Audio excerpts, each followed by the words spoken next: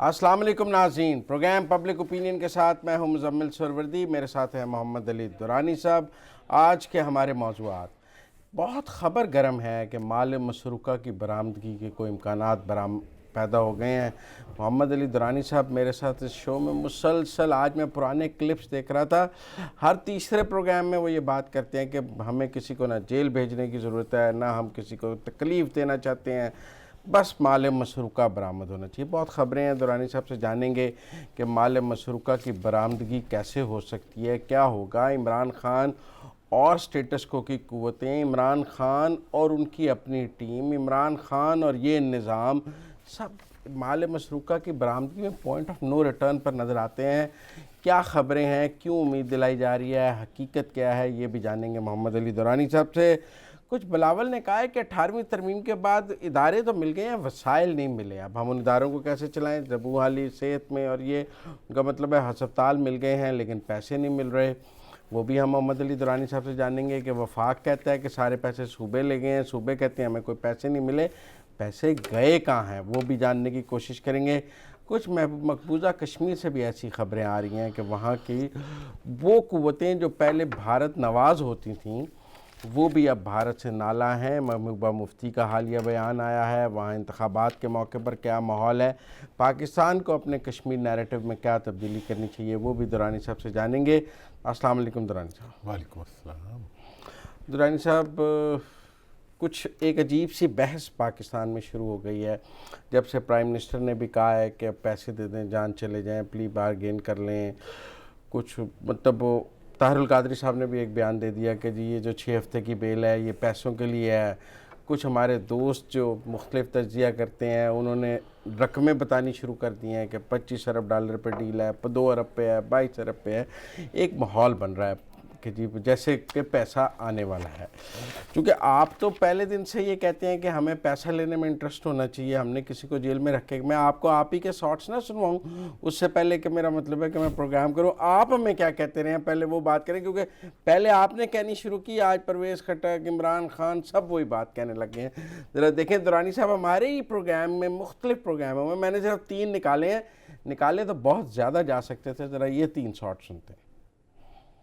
मियाँ साहब भी ये फैसला कर चुके हैं कि वो जेल कोई उन्हें भी ज़्यादा अच्छी नहीं लगती। फिर बच्चों के मामले में जेल का मामला जब आता है तो उसमें वो सेंसिटिव है। अब इमरान खान साहब का जो इसमें से इम्तिहान होगा वो ये है कि वो माल मसरूक़ा तक पहुँच सकेंगे या नहीं पहुँचे, या दिल के लोग गिर्द फिर तो नहीं पहुँच सकेंगे। क्यों नहीं पहुँच सकेंगे, आपको किसने कहा है? या वो दिल के गिर्द ही घूमते रहेंगे? तो ये अब असल माल मसरूक़ा का इशू है और चेक भी उनका वही है और आवाम के लिए उनका टेस्ट भी। मैं तो कहता हूं कि अगर कोई आदमी बीमार है तो उसको उसके घर में रख दो, जहां वो रहना चाहता है उसी को डिक्लेयर करके दे दो। जेल में से कुछ निकालने की कोशिश ना करो, जेब में से कुछ निकालने की कोशिश करो। आप जेब से कुछ निकाल नहीं पा रहे, तो आप उनकी रोज जो है रोज खबरें बनवा के रोज आप एक इशू खड़ा कर देते हैं। यार कुछ ख्याल करें। तो घर को सब जेल करार दे दें, घर को सब जेल करार दे दें, जहां उन्होंने रहना है यार उन्हें रख दें। मियाँ साहब को इस वक्त जेल में रखना किसी के मफाद में नहीं है। हम ये बात यहाँ कह चुके हैं क्योंकि ये डिस्क्रिमिनेशन है। लेकिन ये वो डिस्क्रिमिनेशन है जो हालात के तकाजों के अंदर से निकलती है और एक आदमी जिसके पीछे फॉलोइंग भी है, जैसी भी है, कल रहेगी नहीं रहेगी, हाँ, और उसके पास माल मशरूका भी है, वो भी आपने बरामद करना है। तो अल्लाह उन्हें हयाती दे ताकि हमारा माल हमें माल मशरूका पे। अब मैं मतलब चलाना चाहूँ तो इमरान खान का भी चला लूँ, परवेज़ खट्टक साहब का भी चला लूँ और दूसरी तरफ भी चला लूँ, लेकिन अब ऐसे दूसरी तरफ वो कहते हैं हमने नहीं देना। ठीक है ना, उनका जो कल भी बयान आया, ये आया, वो कहते हैं सब। तो ऐसा लग रहा है कि इमरान और माजी के हुक्मरान जो है ना वो किसी जगह पॉइंट ऑफ नो रिटर्न पर हैं, आपस में बिल्कुल अब ऐसी जगह है जहाँ कोई रास्ता नहीं। आपको क्या नज़र आ रहा है मंजरनामा ये इस सारे के हवाले? बिस्मिल्लाहिर्रहमानिर्रहीम। मतलब साहब, मैं इस वक्त जो है वो कल वज़ीर आज़म साहब ने बहुत वजाहत से कहा, हमने कल चलाया भी था, बात भी कर ली हमने चाहिए, और हम तो खैर शुरू से यही कह रहे थे। खैर अच्छा हुआ सब लोग वहीं आ गए। देर लगी लेकिन बात समझने में 9 माह लग गए। अच्छा, अब मैं आप मुस्कुरा मतलब ये है कि जेल में बंद करना मसले का हल नहीं है, जेल में रखना मसले का हल नहीं है, पैसे बरामद करना मसले का हल है।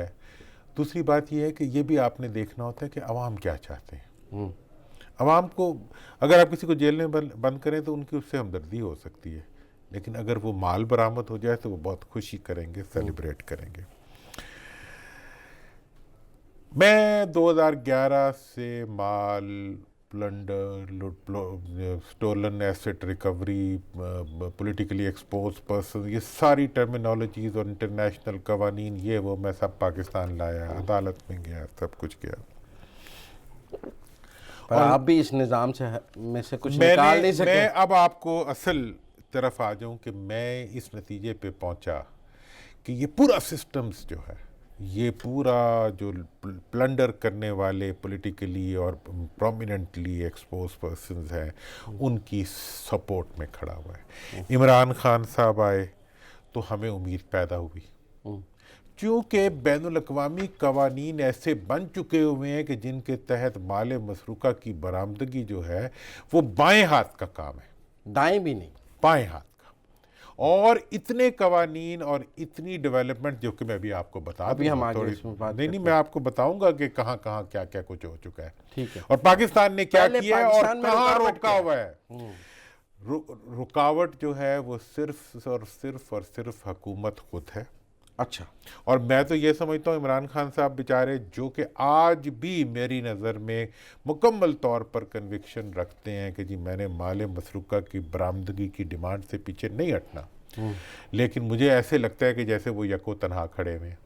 अच्छा, और उनकी जो टीम थी जिसने माल मसरूका बरामद करवाना था, वो खुद माल मसरूका बनाने में मसरूफ होती नजर आ रही है। ठीक है ना जी। आप दोबारा क्या जी, उनकी वो टीम जिसने माले मसरूका बरामद करवाना था, जिसने प्लंडर्ड वेल्थ को निकालना था, वो खुद प्लंडर की तरफ पेशकदमी करते नजर आ रहे हैं। और अगर यूं ही चंद दिन चलता रहा तो अभी तो उनकी स्टोरियां आ रही हैं, फिर उनके एविडेंस आने शुरू हो जाएंगे। अच्छा, और इसके बारे में मेरा पूरा यकीन है जनाब कि अगर ये आ भी गए तो खान साहब उनके साथ नहीं खड़े होंगे, उनके खिलाफ खड़े होंगे। कोई एक वजीर की 100 अरब की कहानी 2-3 दिन एक तो अभी छोड़ दें यार, कितनों की। मैं इस मामले में आपको पता है मैंने आज तक कभी किसी पे इल्जाम नहीं लगाया, नहीं, और मैं ये चाहता इसीलिए हाँ मैं इसलिए बात निकल रही है। लेकिन मेरा ये कहना है कि भाई हुकूमत का तो ये काम है ना कि वो बरामद करे। और अब आप आ जाए कि दुनिया में क्या हो रहा है। राम जेठमलानी ने इंडिया में 2011 में मुकदमा किया, मोहम्मद अली दुरानी ने 2011 में सुप्रीम कोर्ट में मुकदमा किया। राम जेठमलानी के मुकदमे के ऊपर वहाँ की सुप्रीम कोर्ट ने अब तक 9,000 बिलियन इंडियन रुपीज़, जो कि 30 अरब डॉलर बनते हैं, वो उन्होंने रिकवर कर लिए हैं। और इसके साथ उन्होंने कानून पास कर दिया है जिसके तहत रिटर्न ऑफ जो उनकी यह है स्टोलन एसेट्स के लिए जो ताउन नहीं करेगा उसकी वो जायदाद जब्त कर सकते हैं। और अब तक वो बिलियंस ऑफ डॉलर तक पहुंचते जा रहे हैं। हंगरी ने 21 बिलियन डॉलर रिट्रीव किए और अपने IMF का सारा कर्जा आज से 2 साल पहले माल मसरूका से अदा कर दिया। इंडोनेशिया ने अब तक 118 बिलियन डॉलर्स जो हैं 2018 में रिट्रीव किए हैं, माले मसरूका से रिट्रीव किए। अगर कोई चैलेंज करना चाहता है तो आए। यूके ने 41 बिलियन पाउंड जो है वो अपने बरामद किए हैं। अगर किसी ने चैलेंज करना है तो अब तक वो 52 हो गए होंगे, 40 नहीं हुए होंगे। जर्मनी ने 140 बिलियन यूरो रिकवर किए हैं माले मसरूका में से। और इटली जैसा माफिया रखने वाला मुल्क जो है उसने 180 बिलियन डॉलर जो है वो अपने रिट्रीव कर लिए हैं माले मसरूका से। अब पाकिस्तान की कहानी सुन रहे हैं। अभी की हुकूमत के दौर में 2018 के अंदर 26 मुल्कों के साथ हमने multilateral treaty for exchange of information बनाई, साइन किया। उसके तहत सिर्फ ये टोटल मुल्क हैं 114 जिनसे हम साइन कर सकते हैं, हमने अभी किया है 26 से। उन 26 में से 1,42,000 अकाउंट जो कि एक सर्टेन मद से ज्यादा के थे वो रिपोर्ट हुए पाकिस्तान को। जी, पाकिस्तानियों के जो बाहर पैसे पड़े हुए थे, जिसमें के 12 बिलियन डॉलर का सरमाया रिपोर्ट हुआ। ठीक है जी, 12 बिलियन डॉलर। ठीक है। उसमें से हमने जनाब अभी तक 2.3 अरब रुपया पाकिस्तानी रुपए मतलब इशारिया कुछ लिया है, और इसके बाद इसके ऊपर सारी कार्रवाई रोक दी गई है। किसने रोकी है? नहीं दुरानी साहब, हुकूमत ने रोकी है। तो फिर हुकूमत करप्शन का बयानिया कहाँ खड़ा है? अभी तो इंफॉर्मेशन एक्सचेंज हो रही है ना, अच्छा, मेरे से और आपके। अगला सुन ले, स्विट्जरलैंड जिसने 2010 में अपने बैंकिंग के सिस्टम को फोर्स करके अपने बैंकिंग सिस्टम को ओपन कर दिया था, उसके साथ मैंने 6 दफा सुप्रीम कोर्ट में और 6 दफा हुकूमत को खतूत लिखे कि यार एक 12 पैसे का खत ही लिख दो। आज तक स्विट्जरलैंड के साथ कोई एक्सचेंज ऑफ इंफॉर्मेशन के लिए कोई कदम नहीं उठाया, ट्रीटी भी नहीं साइन की है।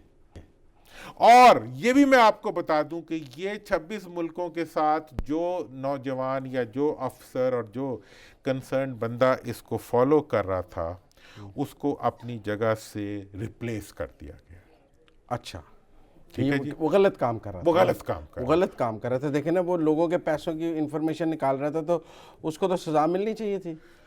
अब तक देखें जी, अब फिर अगर आप मेरे से जो भी एक्सपेक्ट करते हैं वो यही एक्सपेक्ट किया करें, मैं अवाम का पॉलिटिशियन हूँ, मैं कोई तजिया निगार तो हूँ नहीं जो आप कहें तो आपके लिए एक तजिया कर दूँ, नहीं, मैं बात करूँगा अवाम की। ठीक है। अब तक सिर्फ एक फैमिली है पनामा वाली जिसके अगेंस्ट कोई केस एक्टिवेट हुआ है। बाकी जितने नाम आए हैं 437 नाम, उसमें से किसी के खिलाफ कोई कार्रवाई नहीं, सिर्फ नवाज शरीफ के खिलाफ, एक फैमिली के खिलाफ। ठीक है जी। अब मेरा इसके अंदर जनाब, मेरा तो माले मसरूका से गरज है। हाँ, बाकी और माले मसरूका जो है तो बाकी 436 को मिला है ना। तो अब मेरा जनाबे वाली सवाल ये है कि आप अगर मेरे पैसे को, मेरे लूट के माल को, ये अंदाजे के मुताबिक 300 अरब से कम नहीं है, आपने अभी तक दुनिया का कौन सा इनिशिएटिव है जिसको आपने एंगेज किया है? स्टार इनिशिएटिव को आपने एंगेज किया। दुनिया के 18 मजीद इदारे हैं जो यूएन और इसके तहत चल रहे हैं, यूरोप के इदारों के तहत चल रहे हैं, उनमें से किसी इदारे को आपने एंगेज जो माले मसरूका की बरामदगी में मदद करते हैं? मसरूका की बरामदगी में मदद करते हैं। इस बरामदगी को यूएन कन्वेंशन अगेंस्ट करप्शन का प्रोटेक्शन है। इस बरामदगी को पूरी दुनिया फैसिलिटेट करने के लिए तैयार है। आप अपने अवाम के लिए लूट का माल वापस लाने के लिए तैयार नहीं है? मुझे जवाब दो। लेकिन ठीक है, इसका मतलब है आज आपने सिनेरियो पेश किया है हमें, उस सिनेरियो के तहत तो हमें ये समझ आई है कि अभी माल मसरूका की बरामदगी के लिए जो बुनियादी काम करने वाले हैं वो ही ये हुकूमत नहीं कर रही है। तो आगे इसकी मैंने आपको पहले भी बता दिया। लेकिन आप कह रहे हैं इमरान खान कन्विंस्ड है। जी, मैं इस पे कन्विंस्ड है। लेकिन मुझे ब्रेक पे जाना है, वापस आते हैं तो फिर अब इमरान खान की ऑप्शंस पे बात करते हैं कि वो ऐसा क्यों नहीं कर पा रहे। क्या मैं आपको साफ बता दूं कि इस वक्त माले मसरूका लाया जा सकता था, लाया जा सकता है, लाया जाना चाहिए। अगर नहीं ला रहे तो ये क्राइम है, ये जुर्म है, ये जुल्म है इस मुल्क के अवाम के साथ। ठीक है, मुझे ब्रेक लेनी है नाज़रीन, ब्रेक के बाद वापस आते हैं। ये माल मसरूका की कहानी पर इतनी आसानी से दुरानी साहब को जाने नहीं देंगे कि वो हमें ये बताकर तो आगे निकल जाएं। कुछ उनसे जानते हैं कि आगे होना क्या चाहिए पाकिस्तान में। बस इतना बताना तो काफ़ी नहीं है, लिहाजा मिलते हैं ब्रेक के बाद।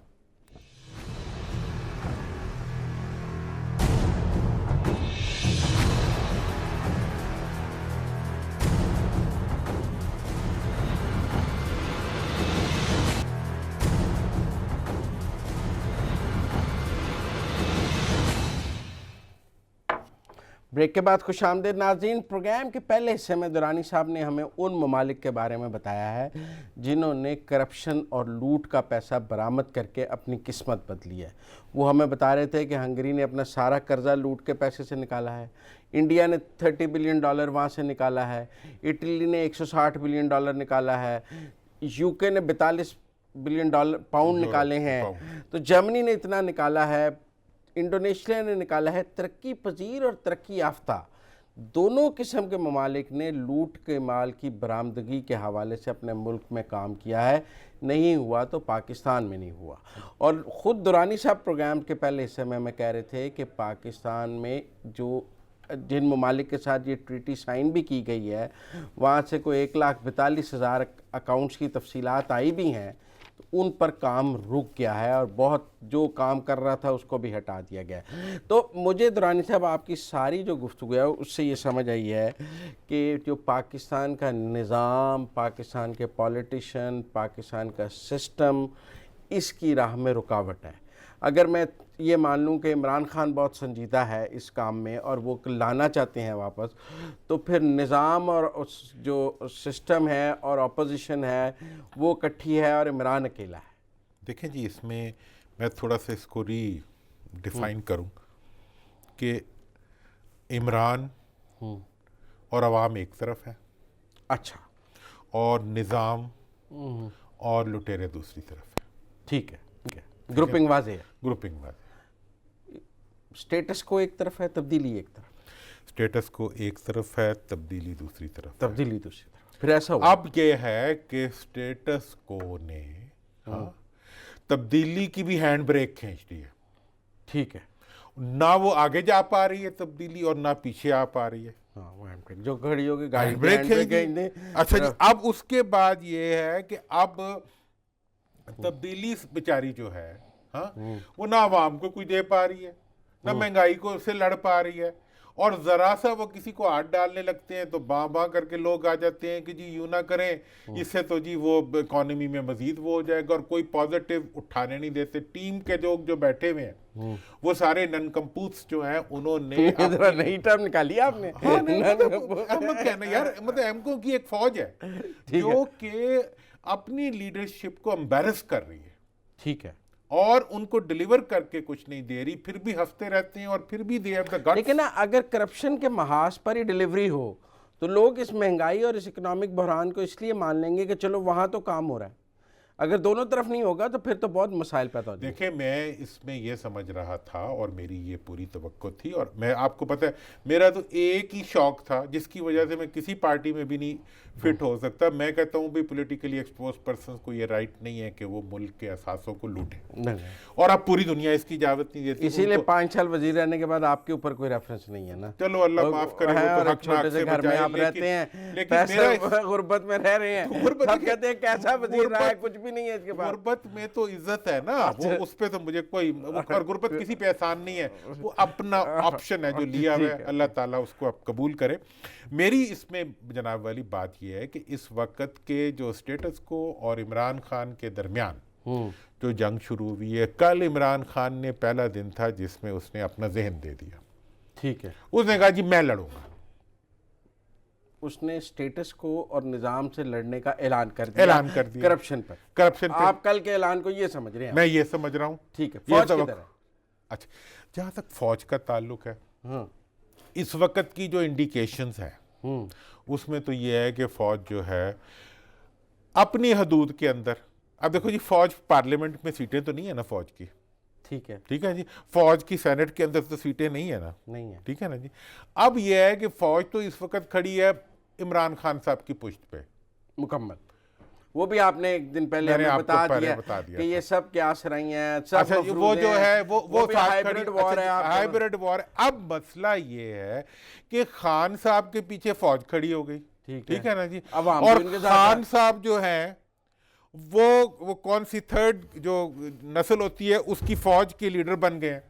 ठीक है, मतलब उनके साथ जितने लोग हैं, हिजड़ों की मतलब वो जो है वो कोई डिलीवर करने के लिए तैयार ही नहीं है। अब वो तैयार नहीं है, फौज इनके पीछे है, फौज भी हक्का बक्का खड़ी है और इमरान खान साहब भी हक्का बक्का खड़े हैं। अब खान साहब की प्रॉब्लम ये है कि वो हथियार डालने के लिए कभी तैयार नहीं होते। इसलिए मैं ये समझता हूं कि ये वो मौका है जो पाकिस्तान, अब कुछ लोग कह रहे हैं कि जी इतने बिलियन उन्होंने देने का फैसला कर लिया, मैं इनके बारे में, हाँ, फिगर ये ताहिरुल कादरी साहब ने वैसे छोड़ा, उसके बाद सब सियासी तजिया निगार इस पर शुरू हो गए हैं, कोई ट्वीट कर रहा है, हर एक के पास डिफरेंट फिगर है। देखो जी, हर एक उनके बारे में मैं बता दूं आपको, चमड़ी जाए दमड़ी ना जाए, और ये चमड़ी नहीं जाती, अगर वो पैसे देते हैं तो सियासत भी जाती है।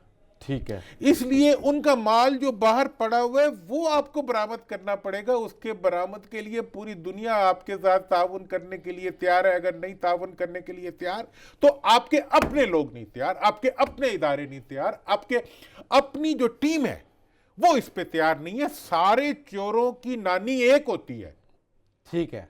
सारे चोरों की सोच एक होती है, खा वो आपके साथ हो, खा वो इलेक्टेबल हो, खा वो डिटेक्टेबल हो या नॉन डिटेक्टेबल हो। ठीक है। उन सारों कुछ का इलेक्टेबल तो उधर चले गए हैं, वो अपनी चोरी बचाने के लिए आपके इमरान साथ के आके बैठ गए हैं और आपके सामने बड़ी अच्छी बातें करते हैं। आपको बहुत अच्छे लगते होंगे, मुझे भी अच्छे लगते हैं, हमारे दोस्त हैं सारे। लेकिन बात यह है कि यहां पर आप इमरान को ये समझ आ गई है कि ये मैं फंस गया हूं इसमें। देखें जी, इमरान खान जो है, मुझे ये लगता है कि इस वक्त जो है वो उनके सींग और अपोजिशन के सींग और निज़ाम के सींग, इमरान के सींग, निज़ाम के सींग और स्टेटस को के सींग जो है वो आपस में फंस चुके हैं करप्शन के इशू। वे फॉरवर्ड पे मुझे फिर आपसे बात करनी है कि आगे होगा क्या, के ऊपर, लेकिन मुझे ब्रेक लेनी है। सारे सिलसिले के ऊपर जो है इस वक्त सींग जो है वो फंस चुके हैं। हाँ। और इन सींग किस तरह निकलेंगे वो फिर ब्रेक के बाद बात कर लेते हैं। नाजरीन, दुरानी साहब से जो हमारी अब तक की गुफ्तगू हुई है उसके मुताबिक ये है कि अब इमरान खान के साथ सिर्फ अवाम है, टीम कोई नहीं है, उनकी सियासी टीम उनके साथ, और फ़ौज खड़ी है इस करप्शन के इशू पे। जो उनकी पॉलिटिकल टीम है वो उनके साथ नहीं है, इसीलिए रुकावटें हैं। लेकिन मिलते हैं ब्रेक के बाद कि आगे क्या होगा।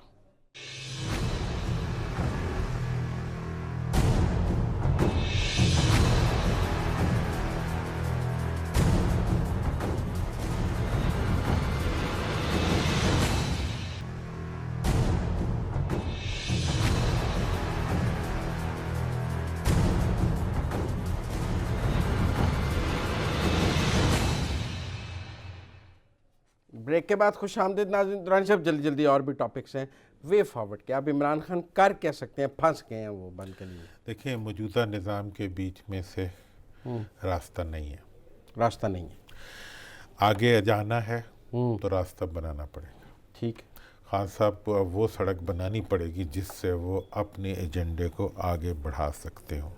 ठीक है। इक़्तिदार के ईवानों में बैठे हुए उनके अपने लोग जो हैं वो उनको आगे नहीं जाने देना चाहते। ठीक है जी। अगर वो आवाम के साथ मिल के आगे जाना चाहते हैं तो उन्हें आउट ऑफ बॉक्स कुछ करना होगा। वो क्या करना होगा, इस पे सोच विचार जारी है। उन्होंने अब क्या करना है इस पे वो सोच रहे हैं। हाँ। क्या करेंगे अगले हफ्ते बताएंगे, तब तक फैसला हो जाएगा। सबसे पहले हम ही बताएंगे। नहीं, हम तो अभी भी बता सकते हैं। हमारा देखिए, लेकिन आपका मतलब वो सोच, हम तो सियासी तीसरी आंख से देखते हैं ना, हमें कोई चीज़ आके बताती तो नहीं है। हम तो अपने विजन से देखते हैं कि इनके पास क्या रास्ता है। अभी हमने बता दिया कि आगे जो रास्ता है उसकी सड़क नहीं है, सड़क भी बनानी पड़ेगी, रास्ता भी बनाना पड़ेगा। आउट ऑफ बॉक्स काम करना, जो पहले कभी नहीं।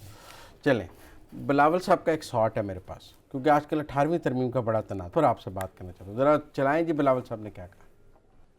देखें जी, वो कहते हैं 18वीं तरमीम के तहत हमारे पास सेहत और ये इदारे उदूरे अस्पताल आ गए हैं, पैसा नहीं है, वसाइल नहीं है, तो हम इनको कैसे बेहतर कर सकते हैं बगैर पैसे। लिहाजा जो बुरी सेहत की सहूलियात हैं इसका हमें 18वीं तरमीम के तहत आप जिम्मेदार न ठहराएं, पैसा नहीं मिल रहा। देखें जी, 18वीं तरमीम जो है वो कब पास हुई थी? 19 अप्रैल 2010 में। 19 अप्रैल 2010 से लेकर 2013 तक, आज हम 13 तक पीपल पार्टी रही। उसके बाद 13 से लेके 18 तक नून रही, नून और पीपल पार्टी मिलकर रहे। ठीक है।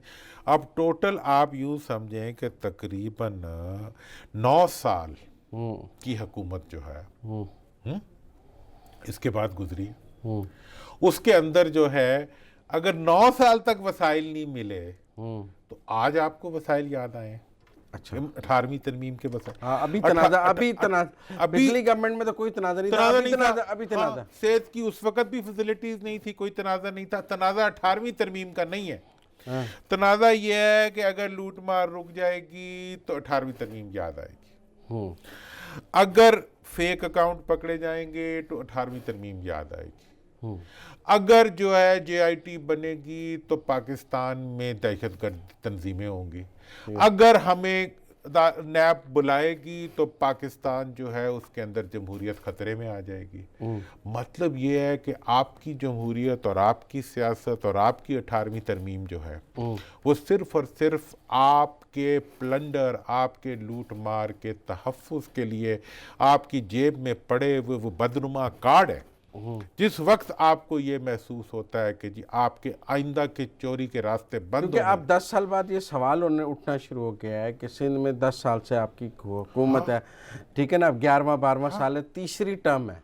तो अब भी अगर आप चीज़ें ठीक नहीं कर सकें 18वीं तरमीम के बाद, तो फिर कब कर सकें? 18वीं तरमीम तो मुझे ऐसे लगता है कि यही चाह रहे हैं कल हुई है और आज नहीं मिला। भाई 18वीं तरमीम तो 9 साल पहले हुई, उसमें 3 साल आपने अपने दौर में तो पैसे दिए ही पैसे दिए होंगे। मियां साहब को कभी आपने गिला नहीं किया कि नहीं दिए, और आप आज उन्हीं टूटे फूटे अस्पतालों के अंदर, उन्हीं थर के अंदर, उसी टूटी हुई सड़कों के अंदर, उसी लुटे हुए वही सखर, वही नौशहरा, वही नवाब शाह, वही मेरा सब चीजों के अंदर जो है आप जो है 18वीं तरमीम का कार्ड उठा के फिर रहे हैं। और आपका हाल ये है कि जब आप ट्रेन में बैठ के निकलते हैं, ठीक है ना जी, तो ट्रेन के साथ बैठा हुआ जो गार्ड है वो भी आपकी बात सुनने नहीं आता। तो मतलब ये है कि मेरा ट्रेन मार्च सियासी था ही नहीं। तो वो तो आपने प्रोग्राम किया तो वो सियासी नहीं रहा ना। अच्छा, हाँ, अगर हम जब एक्सपोज हो गया कि भाई 2000 और 200 में डील हुई है, जब एक्सपोज हो गया कि अवाम ने नहीं रुझान दिया, तो फिर तो अच्छा सियासी नहीं था तो वो घरेलू था, सियासी नहीं था तो वो समाजी था, सियासी नहीं था तो वो कल्चरल था। मेरा ख्याल है वो कल्चरल वो था, कल्चरल शो चल रहा था, कल्चरल शो चल रहा था कि जहां भी जाते हैं वो कल्चरल शो ही बन देखिए ना, कुछ ना कुछ इमरान खान साहब भी 18वीं तरमीम की बात करते हैं। मुझे 1 मिनट ही है बस आपसे बात करने के लिए। कुछ पीपल पार्टी भी करती है, तो दोनों तरफ से एक महाजरा का है 18वीं तरमीम का। वो कहते हैं पैसे सूबे ले गए, सूबे कहते हैं हमें नहीं मिले। देखिए 18वीं तरमीम का जहाँ तक ताल्लुक है, इस पे मैं पाकिस्तान की पार्लियामेंट का वाहिद मेंबर हूँ जिसने 18वीं तरमीम के हक में वोट नहीं दिया। ठीक है ना जी। 18वीं तरमीम इसलिए की गई थी कि उसके नतीजे में मार्शलाई अदवार के जितनी अमेंडमेंट्स हैं वो निकाली जाएंगी, लेकिन उसमें प्रोटेक्शन दी गई तो याया खान की स्याह अमेंडमेंट्स को दी गई जो मेरे लिए काबिल कबूल नहीं था। और दूसरा, उसमें जो है पार्टी लीडरशिप की आमरीत को वैलिडेट किया गया जो मेरे लिए काबिल कबूल नहीं था। और तीसरा, एजुकेशन से रिलेटेड और कुछ और इशूज़ भी थे जिन पे, और सबसे बड़ी जो जुल्म हुआ 18वीं तरमीम में कि उसको पार्लियामेंट में डिस्कस ही नहीं किया गया। हाँ, वो तो एक 2 दिन में बिल्कुल पहले पार्लियामेंट से बाहर एक गैर पार्लिमानी कमेटी के अंदर बनने वाली कोई चीज पार्लियामेंट की नहीं हो सकती। सब कुछ हुआ, हो गया, अब कोई नहीं छेड़ा उसको। सिर्फ और सिर्फ अगर छेड़ा है तो आपकी करप्शन को छेड़ा है कोई, और आपकी करप्शन को कोई छेड़े तो आप कहते हैं 18वीं तरमीम को। चले, मुझे ब्रेक लेनी है, ब्रेक के बाद वापस आते हैं तो कुछ मकबूजा कश्मीर के हालात पर भी बात करेंगे। आज आप हमारे साथ रहिए।